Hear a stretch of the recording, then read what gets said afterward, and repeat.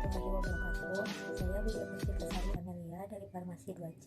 Saya di sini akan menjelaskan sedikit materi tentang identifikasi anion, yaitu SCN, yang diambil dari jurnal yang berjudul Analisis Kandungan Tiosianat atau SCN pada singkong, kol, dan daun singkong.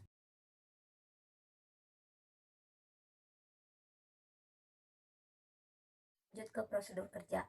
Yang pertama ada preparasi sampel, yaitu sampel singkong, daun singkong, dan kol yang telah dimasak atau yang mentah, ditimbang 100 gram, kemudian diekstrasi 500 ml aquades, lalu disaring dan dimasukkan ke dalam labu destilasi.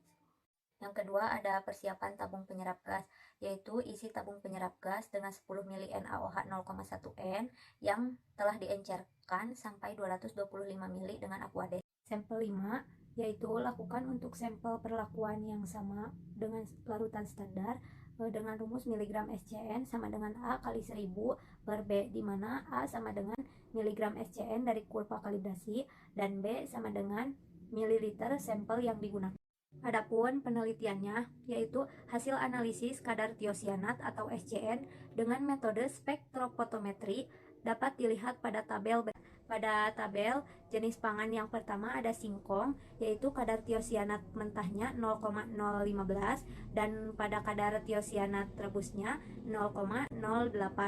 Kedua ada kubis atau kol, yaitu kadar tiosianat mentahnya 0,08 dan kadar tiosianat rebusnya 0,05. Yang ketiga ada daun singkong, yaitu kadar tiosianat mentahnya 0,010 dan kadar tiosianat rebus 0,07. Selanjutnya ada pembahasan. Dari tabel 1 dapat dilihat bahwa proses pemasakan atau perebusan terhadap bahan pangan dapat menurunkan kadar tiosianat, yaitu sebesar 0,07 pada singkong, 0,03 pada kol, dan 0,03 pada daun singkong. Hal ini menunjukkan bahwa proses pemasakan atau perebusan dapat mengurangi pengaruh zat giotrogenik tiosianat pada bahan pangan.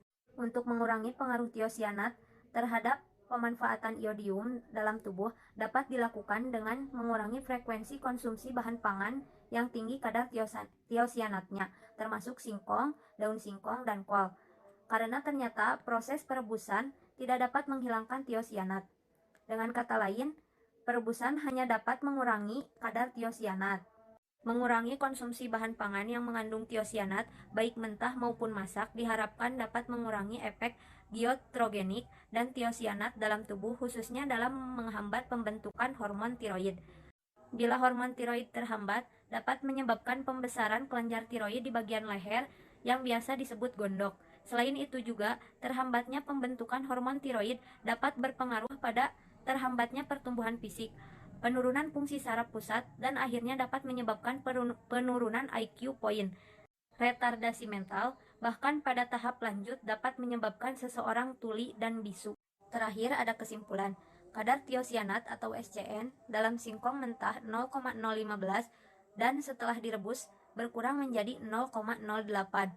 Demikian juga pada kol atau kubis dan daun singkong terjadi penukaran kadar tiosianat setelah direbus, yaitu 0,08 menjadi 0,05 pada kol dan 0,010 menjadi 0,07 pada daun singkong. Untuk mengurangi pengaruh tiosianat yang berasal dari singkong, kol, dan daun singkong yang cukup digemari masyarakat Indonesia, sebelum mengonsumsi bahan pangan tersebut, sebaiknya direbus terlebih dahulu. Selain itu juga perlu mengurangi frekuensi konsumsi dan jumlah bahan pangan tersebut, karena proses perebusan ternyata tidak dapat menghilangkan seluruhnya kandungan tiosianat, tetapi hanya dapat mengurangi saja. Materi kedua, identifikasi kation dari Cu2+ yang diambil dari jurnal yang berjudul Karakterisasi Sifat Kimia Fisika Limbah Cair Industri Electroplating.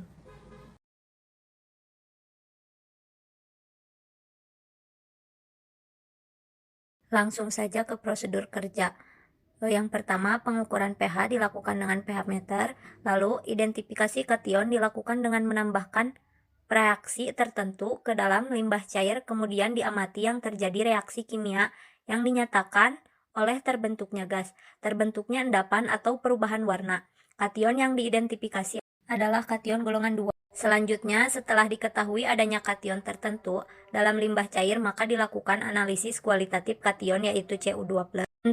Untuk mengetahui keadaannya dengan menggunakan AAS. Selanjutnya ada hasil penelitian, tetapi di sini saya akan menjelaskan hasil yang berkaitan dengan analisis kationnya saja. Dilihat dalam tabel, yaitu ada identifikasi limbah cair elektroplating, karakter fisika limbah cair elektroplating, dan pengukuran pH.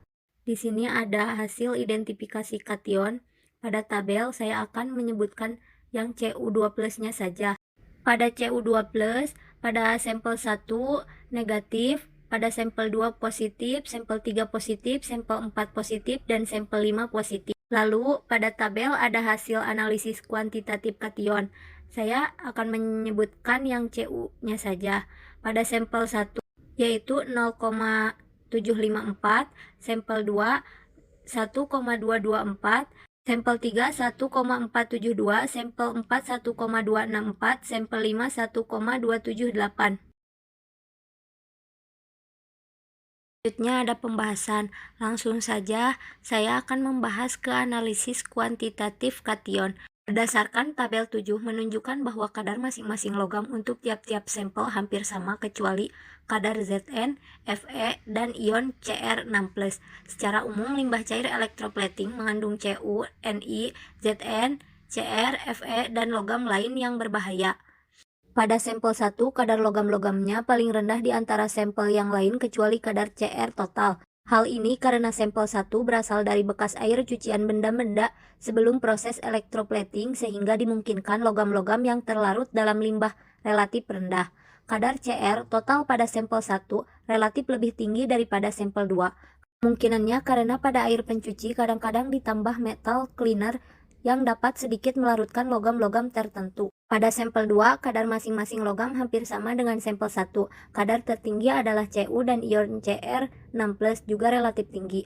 Jika dilihat dari proses elektroplating yang dilakukan adalah elektroplating emas, perak, krom, dan kuningan. Kadar Cu yang tinggi dan terdeteksinya Zn kemudian berasal dari proses elektroplating kuningan karena elektrolit yang digunakan pada elektroplating kuningan adalah campuran senyawa Cu dan Zn. Pada sampel 3, kadar tertingginya adalah Cu. Kadar Cr total relatif tinggi. Kadar ion Cr6+ paling rendah di antara sampel yang lain dan Zn terdeteksi. Proses elektroplating yang dilakukan adalah elektroplating perak, tembaga, krom, dan kuningan. Kadar tembaga yang tinggi dapat berasal dari proses elektroplating tembaga dan kuningan.